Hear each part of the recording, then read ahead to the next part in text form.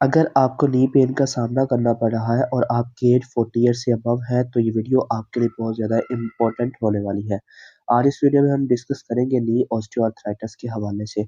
अस्सलाम वालेकुम, welcome to my YouTube channel doctor Mohammad Saleh फिदिस हियर। उम्मीद है आप सब लोग खैरियत से होंगे। आज इस वीडियो में हम डिस्कस करेंगे नी ऑस्टियोआर्थराइटिस के हवाले से। वीडियो को आगे कंटिन्यू करने से पहले अगर अभी तक आपने हमारे चैनल को सब्सक्राइब नहीं किया, तो सब्सक्राइब कर लें और बेल आइकन को प्रेस कर दें ताकि हर न्यू आने वाली वीडियो का नोटिफिकेशन आप तक पहुंचता रहे।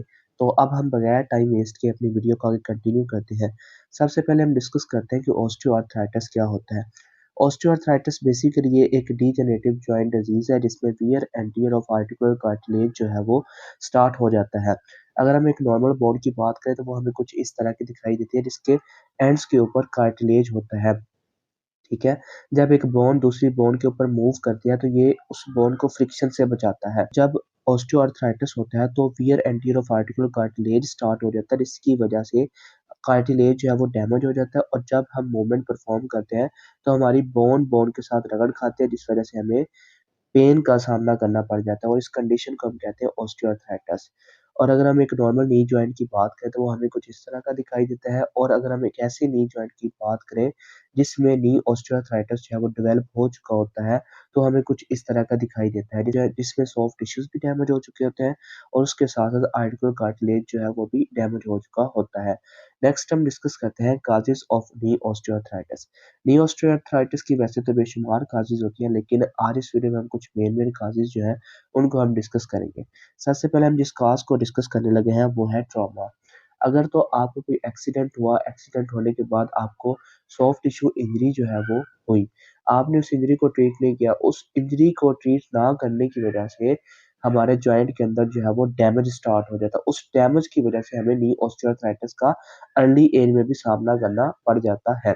नेक्स्ट जो हमारे पास कॉज़ आती है वो आती है एज। अगर तो आपकी एज 40 ईयर से अबव है तो आपके अंदर डीजेनरेटिव चेंजेस जो है वो बहुत तेज़ी से स्टार्ट हो सकती है, जिस वजह से आपको नी ऑस्टियोआर्थराइटिस जैसे मसाइल का सामना करना पड़ जाता है। उसके बाद हमारे पास विटामिन डी और कैल्शियम की कमी जो है, ये भी एक बहुत ज़्यादा इम्पोर्टेंट काज़ है जिससे हमारी बोन्स जो है वो वीक हो जाते हैं। जब हमारी बोन्स वीक होती हैं, तो उसकी वजह से भी हमें बहुत सारे मसाइल का सामना करना पड़ जाता है, जिनमें से एक मसला जो है वो नी ऑस्टियोआर्थराइटिस जैसा मसला भी है। नेक्स्ट हम डिस्कस करते हैं sign and symptoms of knee osteoarthritis.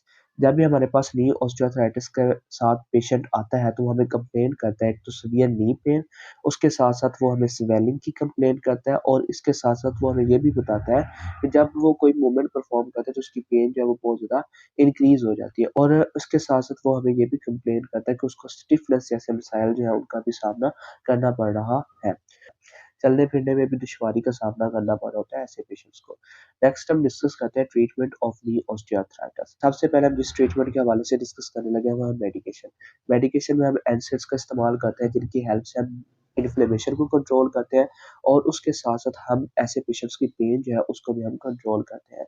लेकिन ये टेम्परेरी ट्रीटमेंट होता है, जब तक हम मेडिसिन का इस्तेमाल करते हैं तब तक हमारी पेन जो है वो कंट्रोल में रहती है। जैसे ही हम मेडिसिन का इस्तेमाल बंद कर देते हैं, तो हमारी पेन जो है वो दोबारा से स्टार्ट हो जाती है। उसके बाद नेक्स्ट हम जिस ट्रीटमेंट के हवाले से डिस्कस करने लगे वो है फिजियोथेरेपी ट्रीटमेंट। फिजियोथेरेपी ट्रीटमेंट जो है ये एक बेस्ट ट्रीटमेंट ऑप्शन है क्योंकि फिजियोथेरेपी में हम डिफरेंट मोडेलिटीज़ का इस्तेमाल करते हैं और उसके साथ-साथ हम पेशेंट को डिफरेंट एक्सरसाइज़ भी बताते हैं, जिनकी हेल्प से पेशेंट का नी पेन जो है वो ठीक हो जाता है और उसको जो नी ऑस्टियोआर्थराइटिस की वजह से मसाइल का सामना करना पड़ रहा होता है, उनमें भी काफ़ी हद तक कमी आ जाती है और उसका बेहतरीन तरीके से ट्रीटमेंट हो जाता है। इसके अलावा हमारे पास नेक्स्ट जो ट्रीटमेंट ऑप्शन आता है वो आता है सर्जरी। सर्जरी में क्या होता है कि हम नी जॉइंट जो है उसको हम रिप्लेस करते हैं। इसमें क्या होता है कि हम अपर एंड ऑफ टिबिया और लोअर एंड ऑफ फीमर जो है वो रिप्लेस कर देते हैं। यहाँ पर हम मेटालिक जो है वो जॉइंट जो है वो प्लेस कर देते हैं जिस वज़ह से क्या होता है कि हमारी एक तरह का जॉइंट जो है वो दोबारा से ही बन जाता है। जिन हमें मसाइल का सामना करना पड़ा होता है वो हमारे ठीक हो जाते हैं। लेकिन इसके बाद भी हमें फिज़ियोथेरेपी की ज़रूरत पड़ती है। क्योंकि अगर हमने हमारे डेली एक्टिविटीज़ को अच्छे तरीके से परफ़ॉर्म करना है, तो उसके लिए हमें रिहैबिलिटेशन जो है वो करवानी पड़ती है। तो इसलिए फ़िज़ियोथेरेपी जो है वो before surgery and after surgery दोनों लिहाज़ से बहुत ज़्यादा इम्पोर्टेंट है। अगर आप या आपके इर्द-गिर्द किसी भी पर्सन को इस तरह के किसी भी मसले का सामना करना पड़ रहा है, तो वो इस दिए गए नंबर पर राब्ता करके हमसे कंसल्ट कर सकता है। आज इस वीडियो में हमने नी ऑस्टियोआर्थराइटिस के हवाले से इन डिटेल डिस्कस किया। उम्मीद है आज की वीडियो आपको बहुत ज़्यादा पसंद आई होगी। Thank you so much for watching this video. Please like, subscribe and share my YouTube channel. Thank you so much.